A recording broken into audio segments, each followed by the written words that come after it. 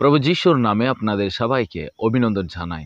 যোবের পুস্তক অধ্যায় 42 সেখানে 2 পদে এইভাবে লিখেছে, আমি জানি তুমি সব কিছুই করতে পারো, তোমার কোনো সংকল্প ব্যর্থ করা যায় না।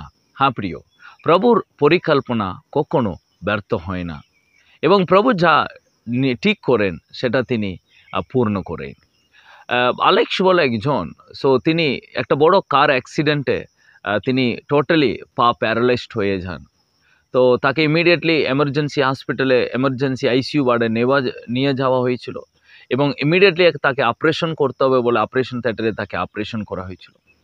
কিন্তু তার আগে ডাক্তার তার পরিবারকে বলেছে, তার মার বাবাকে, কোনো মতেই সম্ভব নয় আপনার ছেলে আবার হাঁটাচলা করতে পারবে, কারণ তার দুটো পাও প্যারালাইজড হয়ে যাবে আফটার অপারেশন।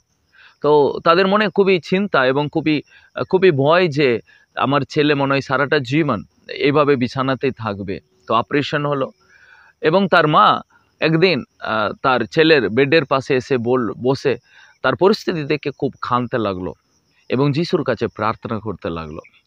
প্রার্থনা করতে করতে তার অন্তরে একটা আওয়াজ এলো, শব্দ এলো যে সদাপ্রভু সব কিছু করতে পারে, তার কোনো সংকল্প ব্যর্থ হয়ে যায় না। তখন তার অন্তরে খুব সাহস এলো যে আর অবশ্যই প্রভু সবই পারে, প্রভুর ক্ষমতা আছে, তিনি অল পাওয়ার মাইটি গড, তিনি আমার ছেলেকে আবার নতুন জীবন দিতে পারে, সেটা আমি বিশ্বাস করি। তো কয়েকদিনের মধ্যেই তার ছেলে আলেক্স তার যে পাগুলো প্যারালাইজড হয়েছিল সেগুলো আবার ওর শক্তি পেতে লাগলো।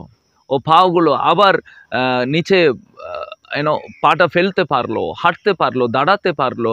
ডাক্তারগুলো চমকে গেছে, এটা কি করে সম্ভব, প্যারালাইজড হওয়ার পাটা আবার কি করে ঠিক হলো। তো তার মা বিশ্বাস করতে লাগলো, প্রভু যিশু তুমি সবই পারো। কয়েকদিনের মধ্যেই তার ছেলে হাঁটাচলা করতে লাগলো, আবার তার পুরাতন লাইফটাকে সেই ছেলে ফিরে পেয়েছে। প্রিয়, কতটা সত্যি আমাদের ঈশ্বর সর্বশক্তিমান, আমাদের ঈশ্বর সব কিছু করার ক্ষমতা তার আছে। তার জন্য যোব এখানে বলছেন, আমি জানি প্রভু সব কিছুই করতে পারে, তার কোনো সংকল্প ব্যর্থ হয় না।